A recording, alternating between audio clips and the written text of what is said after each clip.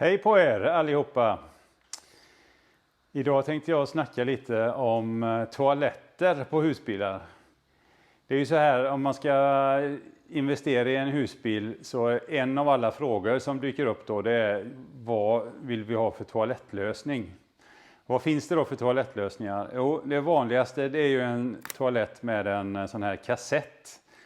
Då går det ju till så att man utför sina behov och så åker det rakt ner i en kassett som så småningom fylls och den får man då ta utifrån bilen och så går man och tömmer den. Och det kan upplevas lite, vad ska man säga, inte så roligt av alla personer att gå och tömma den och det skvätter och lite grann och så här. Men det är ju den traditionella grejen då. Ofta är de på typ, jag tror de är på 18 liter eller någonting. Det kan jag ha lite fel, men 18-20 liter. Räcker inte jättelänge med andra ord då. Då kan man ha med sig en extra och så kan man ju sätta den i garaget så länge och så här. Men det är inte så himla kul att åka runt med en kassett full med skit om man säger så. Vad finns det då mer för lösningar? Jo, då finns det ju Cinderella. Vi har ju en Cinderella Travel på våran som är gasol. Och sen nu det sista så har det kommit också Cinderella Travel som drivs på diesel. Sen den sista då det är ju Indus som har kommit nu då. Och det är ju en tank då. Det är en kvarn som mal ner det till en tank som är strax under 50 liter. Och den kan man sedan tömma med en liten enhet som man sätter på gråvattentömningen. Just den här modellen har en toalett som heter Indus. Och det är nytt för KB i år. Man kan välja till den. Då går det till så att man... Det är en pump som maler ner innehållet och pumpar över till en tank som är på 45 liter. Sen då så kan du tömma detta ihop med gråvattnet. Du tar ut denna och sätter den på. Precis, nu har den blivit lite vridd här men så här kommer det vara. Så sätter du den i samband med att du tömmer gråvattnet. Du kan även sätta den till en kassett. Om du får fullt och har med en kassett så kan du sätta den här på kassetten och fylla kassetten. Det avslutas med en spolning med rent vatten. Och så spolar det ut det hela då. Den håller ju lite längre än en kassett så att säga. Men idag ska vi gå in och kika på Cinderella Travel. Och jag tänkte visa lite hur det går till när man byter den här, eller man tömmer askan helt enkelt som blir. Så häng med in så kikar vi lite på det. Och även lite underhåll tänker jag visa. Förutom lite underhåll som jag ska visa, det sista i filmen tänker jag också presentera något väldigt intressant. Det är lite kostnader. Vad kostar det? Vilket är billigast? Vilket är dyrast? Det kan bli intressant. Jag har räknat lite och har lite siffror åt er. Men häng med in så går vi och gör lite service på en Cinderella Travel gasol. Då ska jag visa lite hur en Cinderella Travel gasol fungerar. Man gör så här att när man ska utföra sina behov så öppnar man sätter i en sån här filterpåse. Stänger man till så. Sen utför man sina behov. Sen stänger man och så trycker man på den här play-knappen här. Och då utför den då tömmer den ner det och så startar en förbränning helt enkelt. Nu ska vi inte förbränna utan jag ska visa er hur det går till att tömma askan. För man kan köra, kör du för fullt i husbilen så skulle jag säga att det är kanske 2 veckor eller någonting. Sen behöver man tömma askkoppen. Är du ute ibland så blir det ju mindre givetvis då. Det får man ha lite koll på. Den varnar också och lyser rött här om den börjar bli full. Men då går det till så här. Man ser till att all förbränning är färdig och sånt här då. Nu har husbilen stått här så att det är ju kallt och allting här. Men då drar man ut hela toalettstolen så här. Så får man upp den så. Sen så kommer jag krypa ner under här.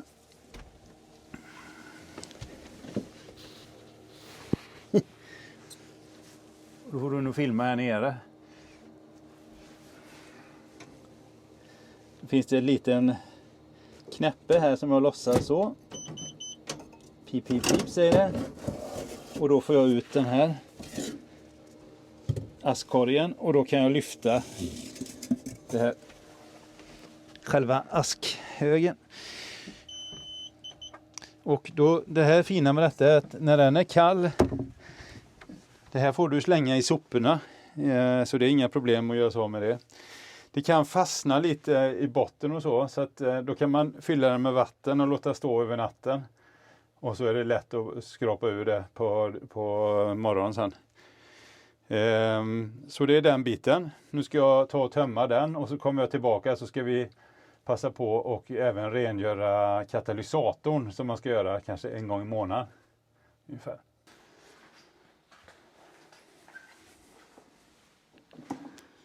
Då så har jag tömt. Nu kör vi inte vatten i den i natt för vi kan inte åka hit imorgon igen. Så att jag kör den så här. Det blir ganska tomt och bra. Så sätter vi tillbaka den. Nu gör vi så här. Och så sätter vi in den igen. Så, och så låser man. Ska vi se, den måste komma innanför. Så, låser den fast där. Så är det hela färdigt. Så, och så kör man igen sen då. Då tänkte jag passa på att göra rent katalysatorn också då. Och då tar man först loss den här lilla metallburken. Katalysatorn sitter under denna då. Och den här sitter med en liten vingmutter här nere. Så man lossar den vingmuttern, tar loss den. Sen kan man då, för att göra det lite lättare att komma åt här, så kan man lyfta av hela det här partiet då. Det är lättast så. Sätter vi iväg den lite så. Försiktiga. Och då har vi själva katalysatorn här. Den här ska nu renas. Det är som ett bikakegrej där nästan. Det blir lite sotigt här och sedan sköljer man ur med vatten. Så jag går och gör det, så kommer jag tillbaka och monterar det sen. Sen när man har monterat den igen, då ska man köra en cykel så den torkar ur då.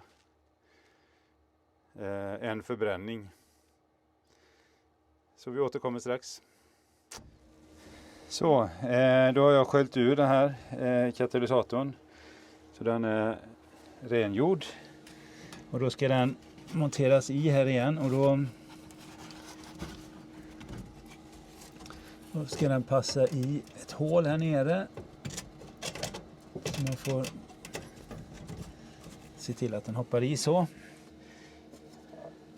Och sen kommer den här enheten. Och den har sitt hål för den där. Så att då ska den koppla på den så. Och sen så ska den förbi där och så. Så, nu sitter den. Och sen ska man skruva åt den här då. Vingmuttern. Så den håller fast den.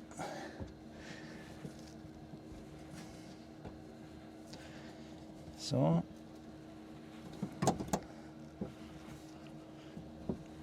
Den var lite trög den här muttern så jag sprayade på den lite faktiskt för den ska gå lite lättare. Sen kan man med jämna mellanrum dammsuga lite runt omkring också. Om man vill då. Nu återstår bara att montera på det här själva paketet igen här. Ska vi se om vi lyckas med det. Då tar vi den så.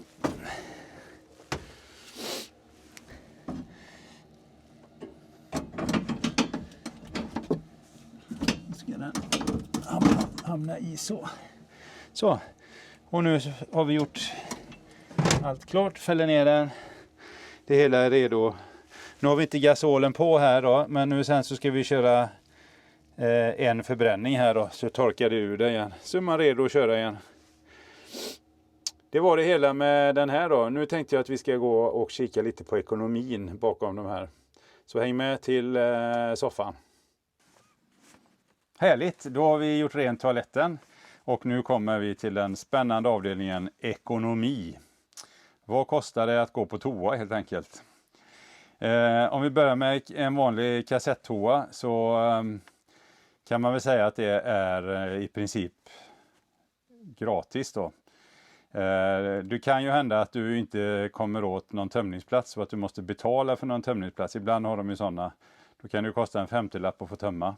Så helt gratis är ju inte den heller kanske. Eller att du lägger i den i en sån här tömningsautomat där den spolas rent och sånt. Det kostar också en slant då. Men vi räknar med att den normalt sett tömmer den gratis. Och den här Indusen, den nya då, där lägger du allt i tanken och sen tömmer ut i gråvatten avloppet då. Och den kostar ju heller inget extra om du inte använder de kemmedel som finns till den då. Man ska ju inte behöva det egentligen då. Så att, men vi säger att den också kostar inget att tömma. Då kommer vi till Cinderella Gasol. Och då är den åt med mellan 140 till 180 gram gasol per spolning då, eller förbränning som man säger i de här fallen. Och om man räknar med att 10 kilo gasol kostar 449 kronor. Det ligger väl någonstans där, har jag kollat. Om ni hör Anna-Karin sitta och skratta i bakgrunden så är det att detta är omtagning nummer 2. Och i den första tagningen så fick vi fram runt 70 spänn per toabesök. Det låter lite saftigt, men det är inte så. Nu kör vi om igen. Här kommer kostnader. En gasolflaska kostar ungefär 450 kronor. En 10 kilos. Och förbrukningen på den här gasoltoaletten då är mellan 140 och 180 gram per förbränning. Det innebär att du kan göra mellan 55 till 72 besök på en flaska. Så det är ganska många besök för att tömma en flaska gasol. Och det innebär att priset då hamnar mellan 6,28 och 8,08 per förbränning. Till det tillkommer också påsar då. Och en sån här kartong med 500 påsar kostar 560 kronor. Så det blir 1,12 kronor per påse. Lägger vi till det då så hamnar vi på en kostnad mellan 7,40 och 9,20 per förbränning. Och varför är det olika då? Men det kanske beror lite hur lång tid förbränningen tar då. Det finns ju olika omständigheter. Kanske hur mycket du har gjort och hur varmt det är ute och allt möjligt. Men säg där runt 9 kronor för en förbränning med gasol då. Då kikar vi på med diesel, den nya Cinderella diesel. Då kostar diesel 16,30 har jag räknat med här per liter. Och förbrukningen då mellan 100 till 250 milliliter per förbränning. Och det innebär då att vi hamnar på en kostnad mellan 1,63 till 4 kronor ungefär. Påsarna kostar ju 1,12. Vi lägger på det. Då hamnar vi på mellan 2,75 och 5,20 för en förbränning med Cinderella diesel då. Så att själva förbränningen är lite billigare med dieseln, kommer jag fram till. Men då har vi det här med inköpskostnaden. Och då är en gasoltoalett då Cinderella kostar 49 000 har jag sett. Och en diesel kostar ungefär 53 000 då. Så att det skiljer 4 000 ungefär i inköpskostnad.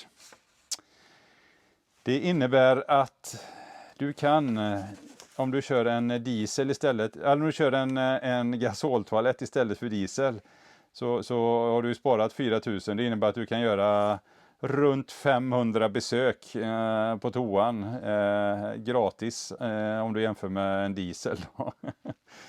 Men det kanske, om det är 2 personer kanske du kan köra 2 månader ungefär innan du har kommit ikapp kostnaden för inköpet då.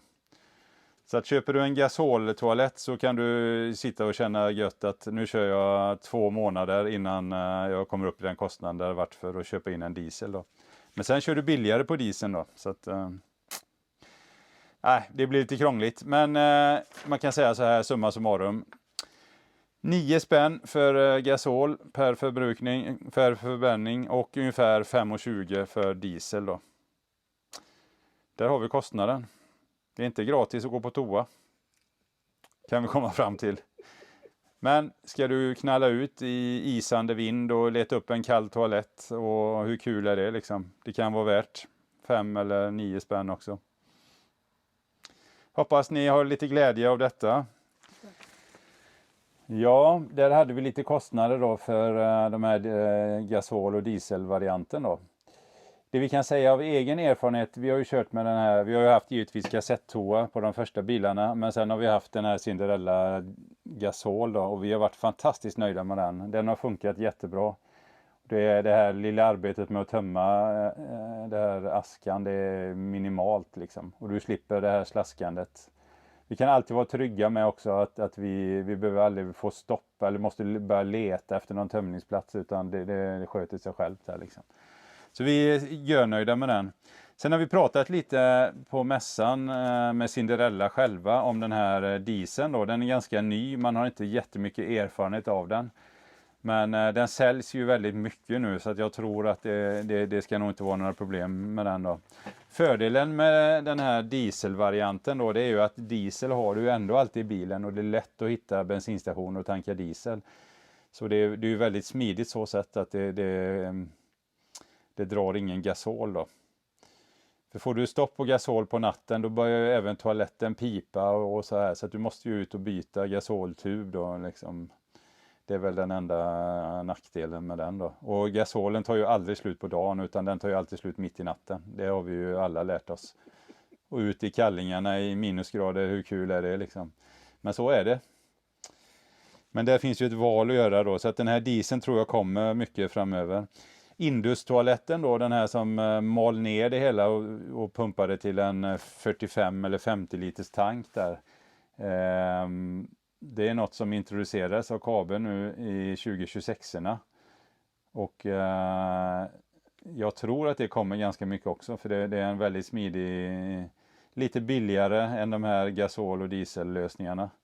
Och du har ändå lika mycket volym som 2 vanliga kassetter ungefär då.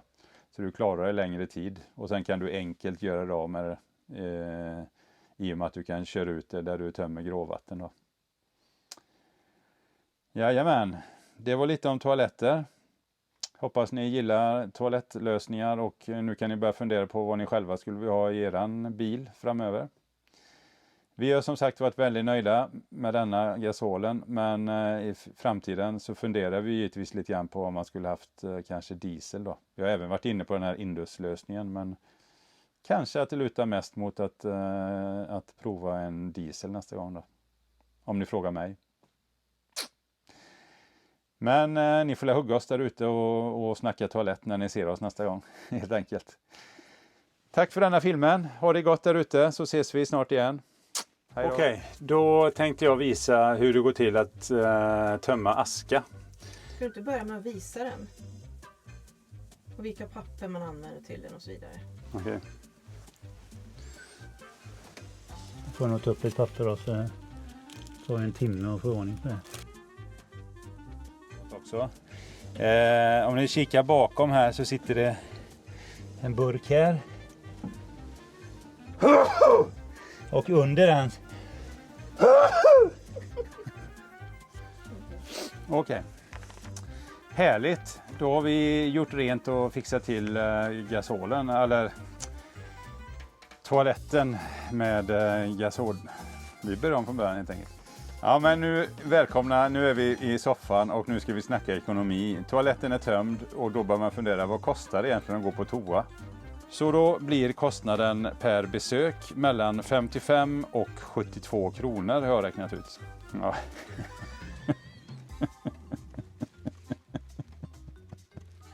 Va? Är det så dyrt att gå på toa? Nu ska vi se här. Nu börjar vi.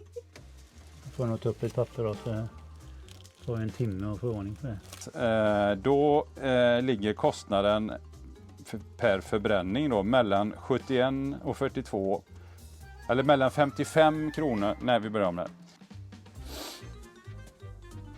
Tyst nu.